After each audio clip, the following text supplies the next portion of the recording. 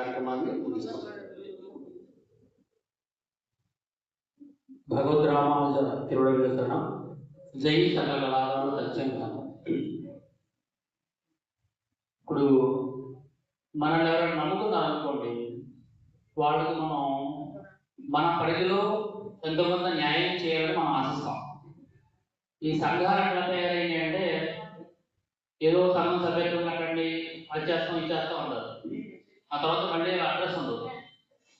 ఇలాంటి సంఘాల్లో మన చుట్టూ ఉన్నటువంటి వాళ్ళని, మన దగ్గర వాళ్ళని మనం జాయిన్ చేస్తాం అనుకోండి, ఆ సంఘం బాగానే ఉంటుంది, వీళ్ళు బాగానే ఉంటారు, మధ్యలో మన రెప్యుటేషన్ దెబ్బతింది.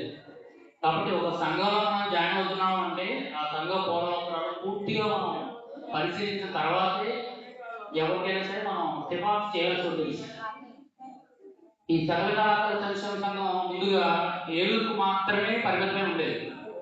ఆ టైంలో అన్ని మండలాలు కూడా సభ్యత్వాలు కట్టించుకుని ఒక పశ్చిమ గోదావరి జిల్లా సకల కళాకారుల సంక్షేమ సంఘంగా చేద్దామని ఆలోచన వచ్చింది. ఆ సమయంలో మన అధ్యక్షుడు గారు దువ్వి రామారావు గారు మనం సంప్రదించడం జరిగింది. అప్పుడు ఆయన చాలా మేము ప్రశ్నలు వేసాం. 100 రూపాయల సభ్యత్వం అన్నారు, ఈ 100 రూపాయలు ఏ సేవ చేస్తారు, ఒకసారి భోజనం పెడితే అయిపోతాయి కదా, ఈ సభ్యత్వం మీ ఐడియాలజీ ఏంటి, ఇవన్నీ అడిగాం. ఆయన చెప్పిన సమాధానాలన్నీ కూడా మాకు చాలా బాగా నచ్చాయి. లింగపాలెం మండలానికి సంబంధించి ఇదివరకు మాకు ఆయన పరిచయస్తులు కాదు, 90 మందిని మొట్టమొదటిసారిగా హైయెస్ట్ మెంబర్స్ జాయిన్ చేసాం. అప్పుడు మన సలానాకోటి వేరే గారు కూడా ఉన్నారు, వాళ్ళందరూ కూడా లింగపాలెం మండలానికి వచ్చి మొట్టమొదటి మండల సభ ఏర్పాటు చేశారు. మా మండలంలోనే మొట్టమొదటి సభ జరిగింది. అది ఒక విశ్వాసం సంఘం పైన. ఆ విశ్వాసం మేము 3 ఏళ్ళు పరిశీలన చేసాం. చేసి ఈ సంఘం నడిపే వాళ్ళందరూ ఎలాంటి వ్యక్తులు, వీళ్ళు ఎలా కళాకారులకి సహాయం చేసుకునే విధానాన్ని గమనించి మాకు ఇంకొక సంఘం ఉందండి, తిరుప్పాణి అని చెప్పి. తిరుప్పాణి ఆళ్వారు అని ఆళ్వారులో ఒక ఆళ్వారు, వైష్ణవ ఆళ్వారు. ఆయన తంబురాతో హరిదాసు లాగా సంకీర్తన గానం చేసేవారు. అట్లాంటి హరిదాస సంప్రదాయం కలిగిన వాళ్ళు మా దగ్గర దాదాపు ఒక 3000 మంది ఉన్నారు. అయితే సంప్రదాయ కుటుంబాలు తిరిగేవాళ్ళు మాత్రం 100లోనే ఉంటారు. వాళ్ళతో కూడా సంప్రదింపులు చేసి 155 మందిని మొన్న ఒకేసారి జాయిన్ చేసాం. అంటే అన్ని జిల్లాల నుంచి, ఇందాక హేమసుందర్ గారు చెప్పినట్టు నెల్లూరు నుంచి మొత్తం మనకి బిల్టప్ కవర్ అవుతుంది.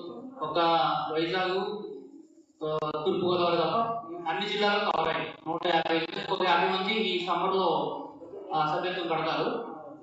మరి ఇన్ని జిల్లాల నుంచి మేము ఎందుకు జాయిన్ చేసామంటే కేవలం విశ్వాసం మాత్రమే సంఘంపై. ఇన్నేళ్ల పాటు మేము పరిశీలన చేసామంటే పూర్తి విషయాలు తెలిసినాయి కాబట్టి. అది పెట్టిన తర్వాత మొన్న వచ్చిన హరిదాసులు చాలా పేదవాళ్ళు. మొన్న 2 కాలం చేస్తే వారికి వెంటనే 10,000 రూపాయలు శాంక్షన్ చేశారు, వాళ్ళకి అందించారు. వాళ్ళ కుటుంబ సభ్యులు నిజంగా చాలా ఆనందపడ్డారండి. ప్రభుత్వం కూడా ఏనాడు పట్టించుకోలేదు హరిదాసుల్ని, వీళ్ళు వెంటనే 10,000 రూపాయలు శాంక్షన్ చేశారండి. సో ఇట్లాంటి ఎంతో కొంత వృద్ధులకు సాయం ఒక భాగవ సేవగా చేద్దామని చెప్పి సకల కళాకారుల సంక్షేమ సంఘం మార్గంలో మేము కూడా నడుస్తూ ఉన్నాం. కళాకారులు ఎందుకు పేదవాళ్ళైపోతున్నారంటే ఒక ఆత్మ సంతృప్తి. కళనే ఎవరో వచ్చి నీ కళ కింద విలువ కడతారంటే కళాకారుడు ఒప్పుకోడు. ఎందుకు ఒప్పుకోడు? తను అంతర్లీనంగా ఆనందాన్ని పొందాడు.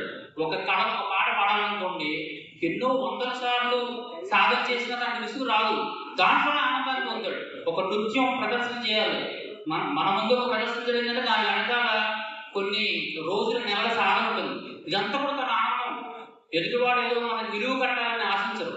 కాబట్టి పూర్తిగా వాళ్ళ శక్తియుక్తులన్నీ కూడా ఒక కళను సృష్టించడంలోనే పెడతారు. కాబట్టి వాళ్ళు బాహ్యమైన విషయాలు పట్టించుకోరు.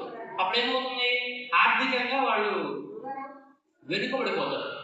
కళను బ్రతికిస్తారు, మనల్ని రంజింపజేస్తారు, కానీ వాళ్ళ వ్యక్తిగత జీవితాలు మాత్రం వెనకబడిపోతాయి. మరి వెనకబడిపోయినప్పుడు వాళ్ళు ఎవరు ఆదుకుంటారు? ప్రభుత్వం ఆదుకుంటుందండి. ఎవరికో 100 మంది పెన్షన్ వస్తాయి, ఇంకా రాని వాళ్ళు ఎంతమంది ఉన్నారు? ఇట్లాంటి తరుణంలో ఈ సకల కళాకారుల సంక్షేమ సంఘం వచ్చి ప్రతి ఒక్కరికి ఏదైనా ఐసీయూలో ఉండే పరిస్థితి వస్తే వాళ్ళకి కొంత అమౌంట్ శాంక్షన్ చేయడం, తాళం చేస్తే వాళ్ళు మట్టు ఖర్చులు ఇవ్వడం, ఇవన్నీ కూడా మనం వర్ణింపలేమండి, ఎవరు కూడా చేయలేదు. కాబట్టి ఆ విశ్వాసం ఉంది కాబట్టి ఈ రోజున ఇన్ని జిల్లాల నుంచి కూడా మేము ఎంతో నమ్మకంతో జాయిన్ చేయడం జరిగింది.